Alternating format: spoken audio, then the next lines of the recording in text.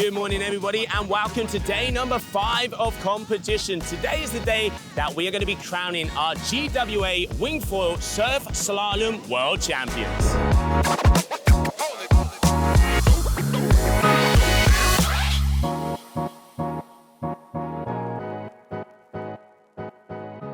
My name is Paula Novotna. Hi, my name is Nia Swardiat. I'm Flora Arsner. I have been already crowned a freestyle world champion. I want to keep my second place in racing. When I found out I could be a world champion, it was amazing, but I still don't have the title, so I try to not think too much about that yet. Yeah, I really like slalom and racing too. I was training a bit for freestyle, not much for racing. In the beginning, I didn't train at all. I've been training a lot. So here we are in Taiba, so in Brazil. I love Taiba, I love Brazil. You have everyday wind. Since I was a little kid, I've been coming to the lagoon. This spot is pretty... The most tricky part here is to get out. Dangerous to get in. Sometimes you're lucky and you can get out in 1 minute. The waves are perfect. The waves are massive and the short break is really hard. They are breaking quite fast. And sometimes you're not, and during half an hour you just paddle. Let's see who can go the fastest here in Brazil. So let's see how the competition goes.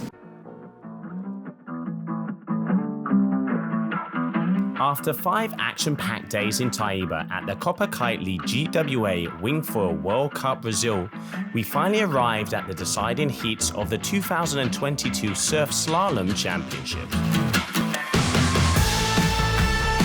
We are going to be crowning our 2 GWA World Champions in the Surf Slalom discipline here in Brazil, the season finale.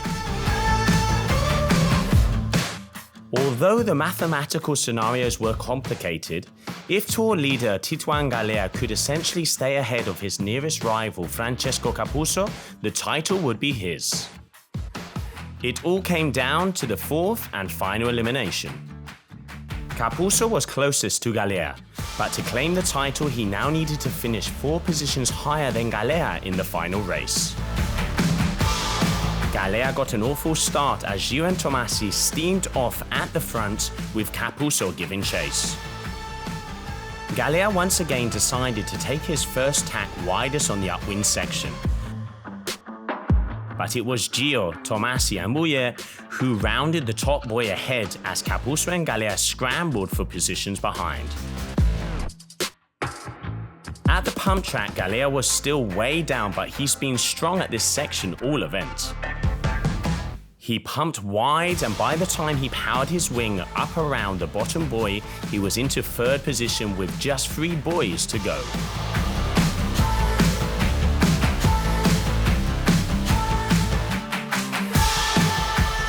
Gio won yet another race. Tomasi took 2nd, Bouyer 3rd. Crucially, Tituan crossed the line in 4th ahead of Capuzzo, and that was it. I'm really glad about my speed during all the races. It's wonderful and really fun to race here in Taiba.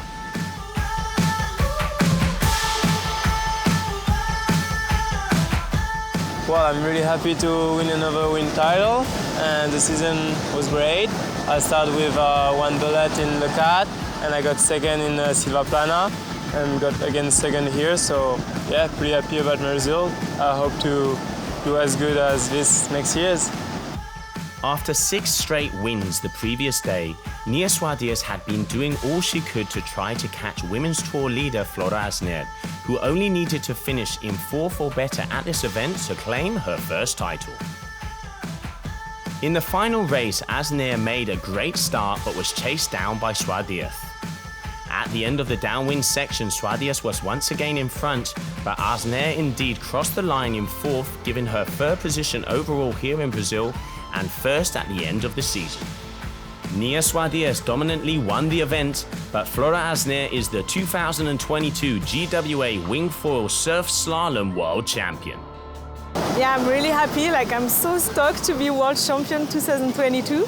The season began really well. In Le Cat, I get 1st. In Switzerland, I get 1st again. And this time I get 3, but I'm still really happy.